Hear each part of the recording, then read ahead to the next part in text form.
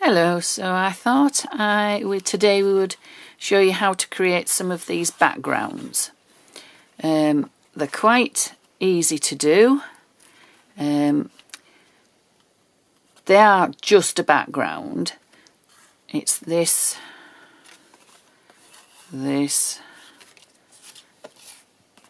or this. They have had some stamping put on to some of them, in particular this one and this one's got a little bit of stamping added, and then I've just added a focal point.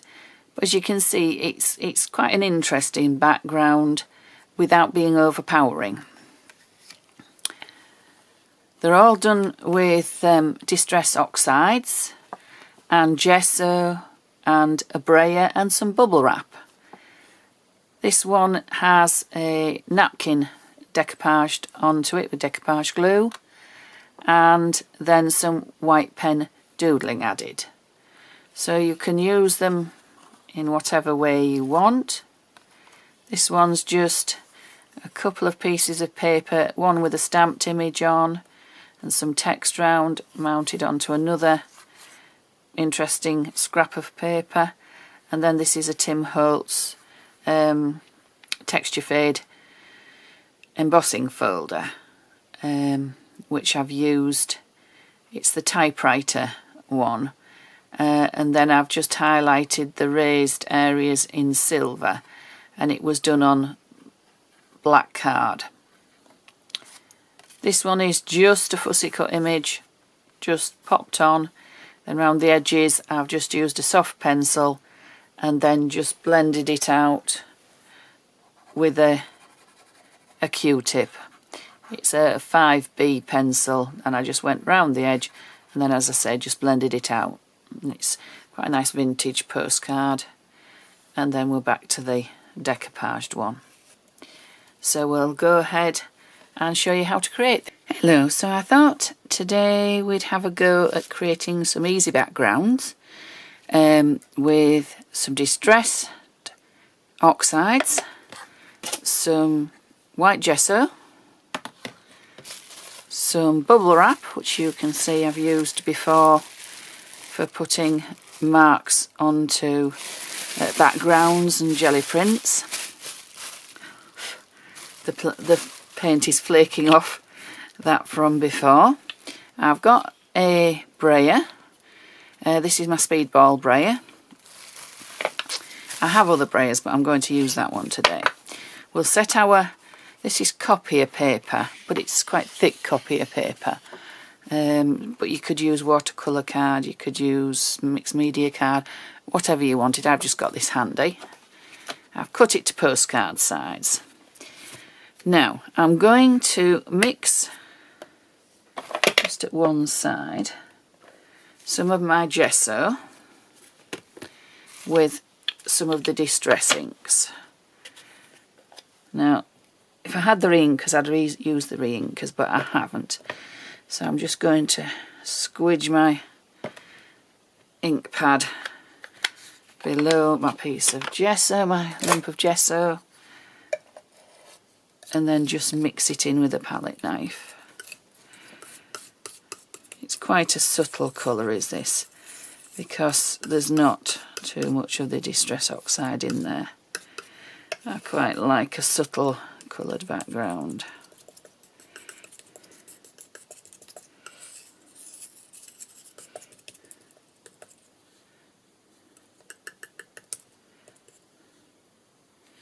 And a bit more, I think.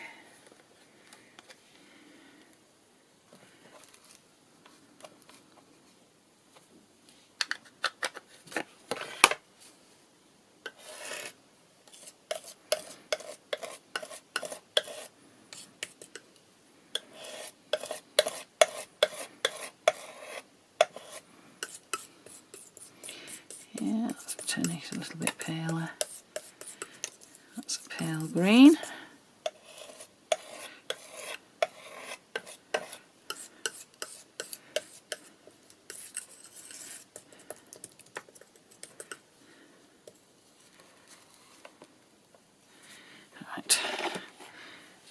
those out of the way.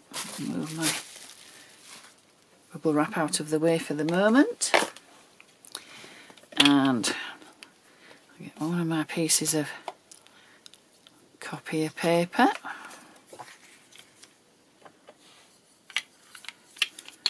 Be careful when you do this, but I'm just going to put my coloured gesso onto my speedball brayer with my palette knife, so then I can clean my palette knife and use it for the next colour. And then I'm going to run my coloured gesso, pale coloured gesso, out onto my glass mat, and then just across my piece of paper. Now I've got little bits of colour and paint from previous jelly printing sessions on here, and it's picking those up and putting those onto the paper. Now I like that because it's got a nice texture now. It's not completely flat. It's picked up some of the black from my brayer and it's put it onto there. So that's the beginnings of a background. Pop that over there. Just see if I've got a journal to pop that leftover paint into. Don't think I do, so I'll just have to wipe it up with a baby wipe. There isn't much ink left there. So I'll just wipe that up quickly. Make my palette knife. Right, so that's my first layer. I'll give it a quick blast to dry it off.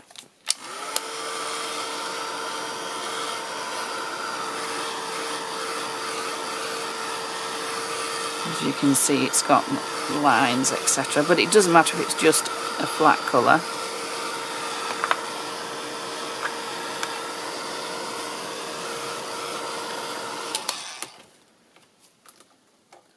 There. So it's more or less dry. So I think I want a couple more colours. So I'm going to go with dried marigold,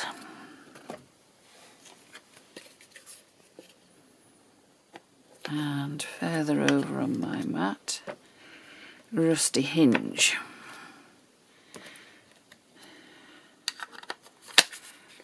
Now they're both the distress oxides. I'm going to put a little bit of white gesso in the centre of each. Again, mix it with my palette knife. So the deeper colours do show up better once you've got this mixed with the gesso. So that's quite a pretty pale peachy colour. Which I'll just put that onto the mat. And then this should be a stronger colour because it's a deeper colour, yeah. So that's all mixed on there as well. That's it. So I'll get rid of my palette knife for now.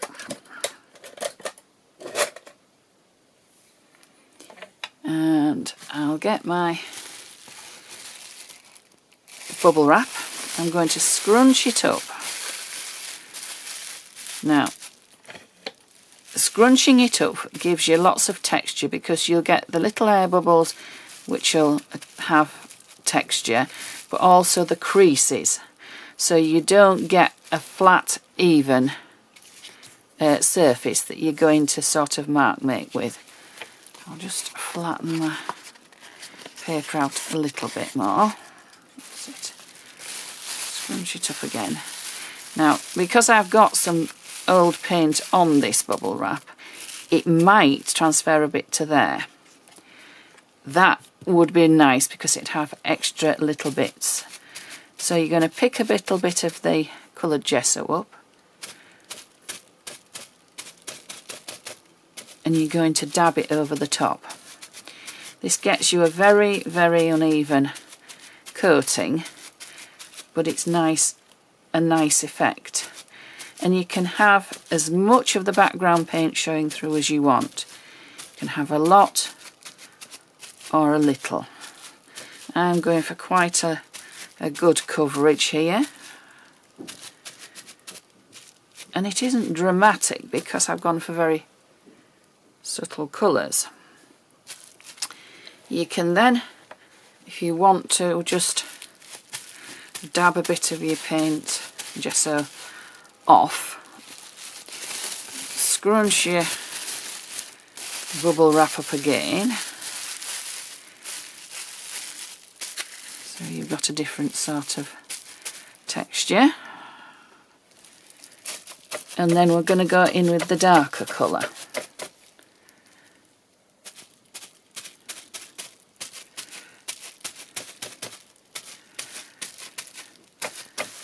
I'll pick more of the darker one up,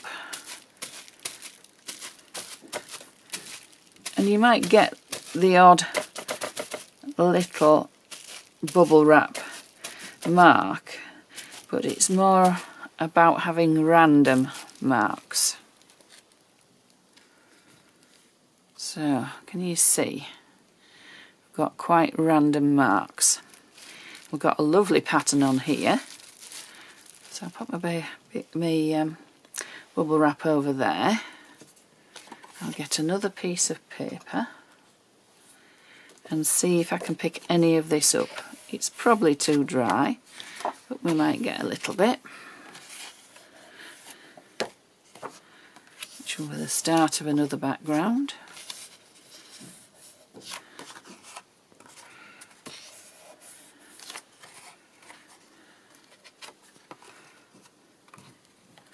Doesn't matter what it looks like, it's just getting the paint used up and the starts of another background of a postcard. So that's the beginning. Set that aside to dry, our first postcard. I'll just get any of this up with my roller and just roller out onto here. Then any leftover paint will go onto there. So that's the start of another background for another day. Now I need a little bit darker again on the top, I think. So on my clean area of my glass mat, I'm going to squidge a bit more rusty hinge, scrunch my bubble wrap up again. You could do this with foil, or you could also do it with cling film. It's similar to an effect that you do with watercolours. Right, so we're going to pick a little bit of our rusty hinge up and go over the top. I think I'm going to concentrate on the edges on one side and not go everywhere.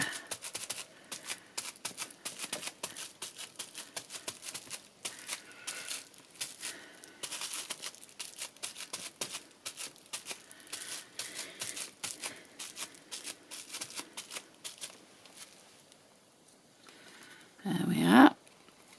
So that is our background. I like the little flecks of paint from the bubble wrap and the randomness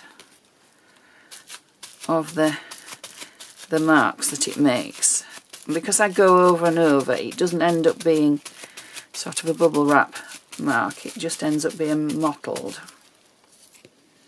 So around here a little bit more. That's it. And also because it's mixed with the gesso, you get a different effect.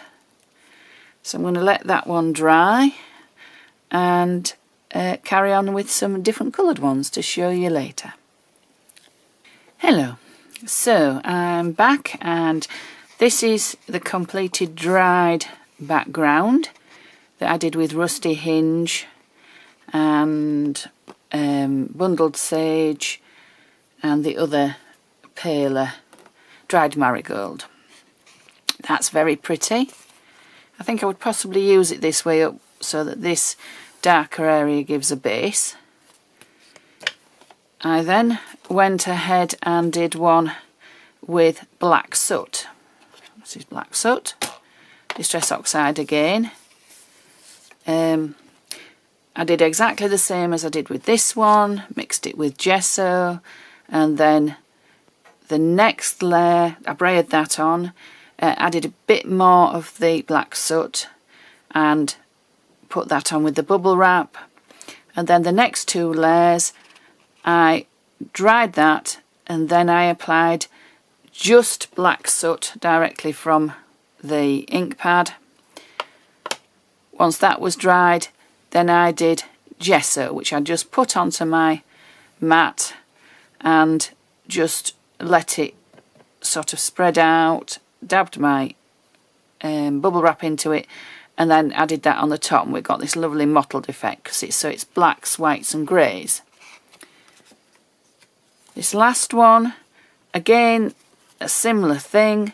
I brayed on, it was ground espresso mixed with the gesso and brayed on, and you get this lovely effect at the background. Dried that, and then I applied some Distress Oxide and a little tiny bit of gesso to make it darker. Applied that on.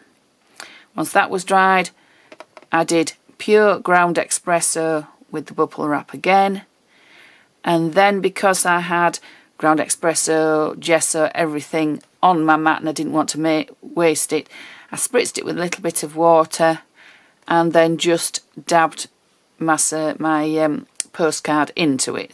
So that's added some more interest as well. So I hope you like those and I hope you give it a go.